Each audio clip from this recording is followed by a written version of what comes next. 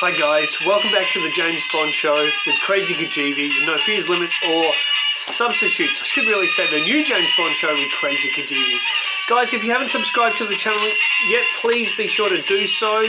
There's going to be lots more No Time to Die content coming up. But in this episode, I am about to explain and tell you all about the brand new trailer, or at least my thoughts of it. The trailer will be linked in the description section below. Now, first of all, before I get into my views and thoughts of this final trailer, it's actually a leaked trailer. I can't go into too much detail on that or who sent it to me, but it was sent to me tonight. It was a leaked trailer. It is the official trailer, but it hasn't been put out on the official James Bond 007 YouTube channel. So hopefully by the time you go in to press the link and watch it, it will still be there. Okay, now before I get into it, I'm going to show you something very quickly. This is thanks to my good friend Christos Parasitos. That's how I'm always going to pronounce your name, whether you like it or not, Christos. This is a brilliant replica piece from No Time to Die that Christos made. I'm going to be very careful how I open it, because in there is Saffron's mask. There you go, look at that. Saffron's mask. Thought I'd go show you a quick glimpse of that, guys, but I want to get straight into this. Okay, so before I get into talking about the entire trailer and my thoughts on it, what I want to do is discuss, should they have done this trailer? Should another trailer have come out? Now, being a James Bond fan, whether I agree with them or not, I do listen to other James Bond channels. Most of the channels that I've listened to, the hosts of those channels have said that they basically didn't want another James Bond trailer. They didn't want to see anything new. Also, these people believe that the last, which wasn't really a trailer, it was promoted as a trailer, but it was really a 30-second TV spot. They thought it was good and it showed just enough. Well, that trailer to me was absolute rubbish. It showed nothing.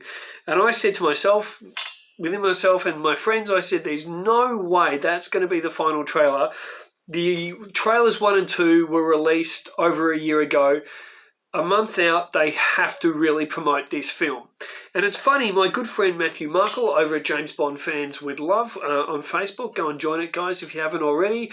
Matty and I were talking tonight, and I said to him, there's no way that they can release this film and not bring out a new trailer. They've got to bring something out.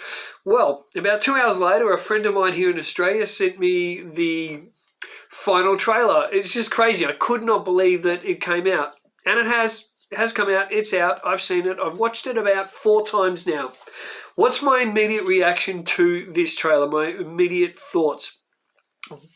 Bloody awesome. It is awesome. And sadly enough, over here in Australia, we're not going to get the film now until apparently November 11th. It was supposed to be September 30th because of this current crisis that's going on. It's been put back to November 11th. Planned crisis. So, not going to get to see the film for a while, but that trailer is going to get some good playback. Okay, so, just to describe the new trailer, Trailer 3, in some words, it is epic, massive scope, cinematography stunning, action stunning. I think we see a little bit more of Craig's performance. Awesome. I think he's really good in this, and he's looking good in this as well. We see a bit more of Ray Fiennes as well. There is a scene of Ray Fiennes as M and James Bond, and M talks about how there's basically nastiness or whatever in the ether, and these villains they kind of can't see, but they're out there in the ether. And it just looks stunning, the old mahogany desk and background, and it looks so gorgeous. And what I'm loving so far in the trailer, and I think this will be representative of Kerry Fukunaga, the director, his style, there's just so many beautiful wide shots. You see classic wide shot even in M's office, and I really appreciated that. But the trailer actually starts off with, which I think is a brilliant touch. Now, a while ago, I said to one of my friends, this is a trailer that I wanted. This is a trailer I think they needed to do, because a while ago I said to one of my friends, what they should do is they should tie in all the films in a trailer, tie in Casino Royale, tie in Quantum of Solace, try and somehow tie in Skyfall too, and Spectre. And they've done that, so you see this black screen comes up and it says in white writing, subtitled, it says "In the beginning," and then it shows a few clips like Casino Royale, Quantum, and then it says he became 007, and then it goes kind of through each film, and then it comes to No Time to Die. Once we come to No Time to Die, it doesn't go back to the other films. There's no need to. And I like that. So it sets that up, but the wording does happen through the trailer. And then basically it comes to his final mission, and I can't remember the exact wording, but it's something along the lines of, it's basically telling the audience, this is epic, this is the shit, and we have made the greatest James Bond film ever. That's what they're trying to push in the trailer. Now, can I disagree with them? Well, I haven't seen the film, no. So I can't disagree, who knows? But I believe, now everyone knows, all the subs here, fans of my channel know that I'm very outspoken and against the left-wing woke political correctness. But they've really kept, and I think wisely, they've kept Lashana Lynch's character really back. You do see her, and you see her talk once where she says, nope. So they've shown that bit where Bond says, have you flown this before? And she's like, nope, like she's got a carrot up her ass. You also see there's a beautiful wide shot of her driving her Aston Martin as well. It's not the Valhalla, so it's the other one.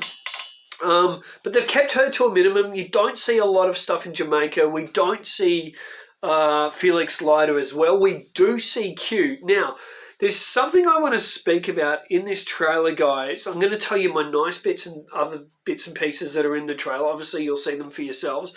But I'm going to tell you straight up something that I found really concerning about this trailer and the plot. Now, there were rumours that the film was really, obviously, cinemas and that were closed, so at a level it had to be pulled and couldn't be, put into the cinemas. But there were rumours that they weren't that they were going to release it as far back as possible because of the content of the film, because of the plan, the plot, and basically the weapon that Safin, the enemy, the bad guy, is going to be using, that there would be like a bio-warfare virus in this film. So there is a line where Bond, it looks like he's talking to, kind of cuts between like Q and M and whatnot, and they're talking about literally a bioweapon virus that humans carry and use it as a weapon. Now, as many of you out there will know, and if some of you don't know, a lot of people that are against what's going on in the world at the moment, I'm not going to get into too many specifics. I don't want the video to get banned. It's like living in Nazi Germany, isn't it? 1939 to 45, or Russia during the Cold War. But there's a lot of people that think, obviously, this is a pandemic, and that if you take the jab, that you're going to become a viral shedder. That's what some people believe, that there's actually a form of the virus in there and you're going to become a shedder, or else you're going to walk around and become a shedder of spike proteins and you're going to release that to other people. That's just what's out there. I'm not saying that's my belief or whatever, but that's what's out there. So in this, you hear Bond basically saying that, the people that get this are going to become walking viral weapons, basically. So that's kind of really alarming. That sent, because of the world we're living in at the moment, that sent chills down my spine. And I have also talked about in Spectre, there are hints and droppings of the New World Order. Even Tanner says part of the New World Order. And if you have a look at what, especially in Spectre, what Spectre are and what Mr. White was a part of and what Blofeld's leading, how they do, hits in countries, explosions, and they even Raoul Silver, maybe they can tie this in, maybe they do, but even Raoul Silver, when he talks to Bond in Skyfall, when he first meets him, and he says with one blip of a button, he can topple regimes, do this, do that. Well, that's exactly what the Illuminati, the New World Order people do, and what they're doing behind the scenes to bring about a one world government. And I think this film shows hints of that, and Spectre certainly did, and of course Skyfall did. So I'm going to talk more specifically now about the trailer and what I thought of it. There is an extended scene of the the new plane. I was the one in the Bond community that nicknamed it, called it the Switchblade. And now I've seen other people call it the Switchblade, which is, well, guess what? People do watch this channel and listen to what Krazy Kajeevie has to say, because I guarantee you I came out with that first. So the Switchblade airplane, which is awesome, we see that fully fly out. We see it go down in through the clouds, and it looks awesome. And I think it looks like a great visual effect. Even when it comes towards the camera, I think it looks really good. But the great thing about it is we finally see it underwater. So now in the second trailer, remember we saw it going into the water. Well, this time we see it under the water as a submarine. So the switchblade from plane, and it's switched to a submarine. And you see the rear of it going brrr, like this, going underwater. It looks fantastic. But the key thing I notice about this trailer is it's not so much that there's new footage. It's not so much that they're showing new footage of the film and ruining anything more. I think what they've done is they've been really smart about it. And I also said this a while back to my good friend Matthew. I said to him, what I think they'll do is that they'll not so much show new footage, but they're going to extend bits of what they've already shown us. And that is exactly what they've done. Maybe it's my film IQ, my film background or whatever, but they've done what I kind of think they should have done.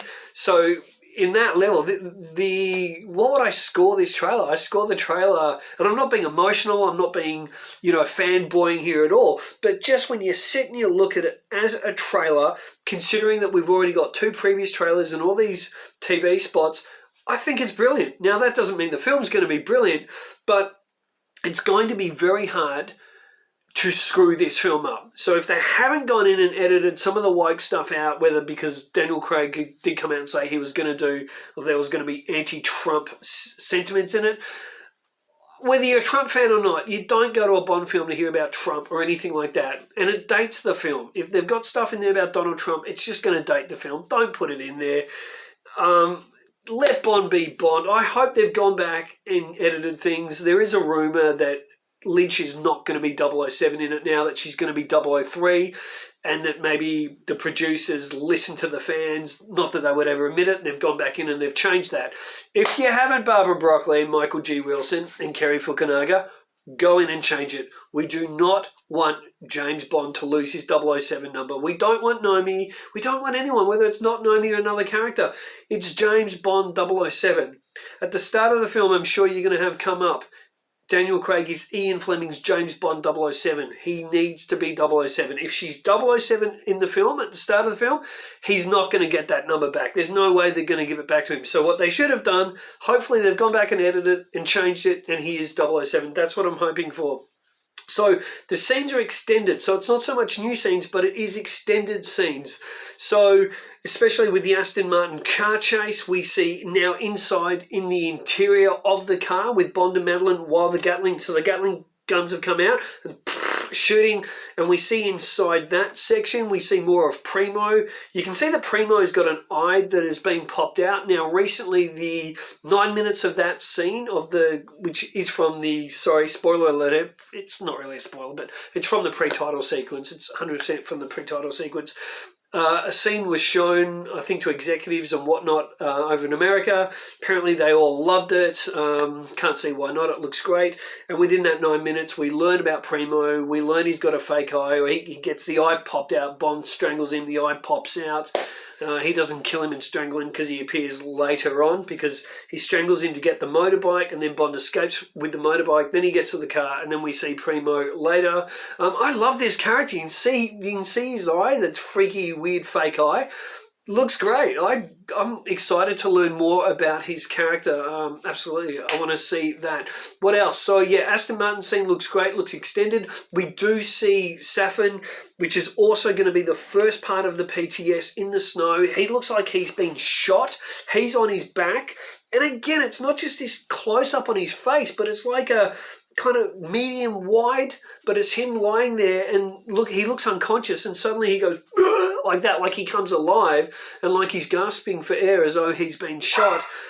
And that looks awesome. He looks so iconic. I hope Big Chief or some good company really brings out a great doll, 1/6 scale doll of Safin in that get-up and attire with the like the winter coat, the snow coat, and the mask. I really hope some company brings that out, because whether it's Hot Toys or not, but it looks so good.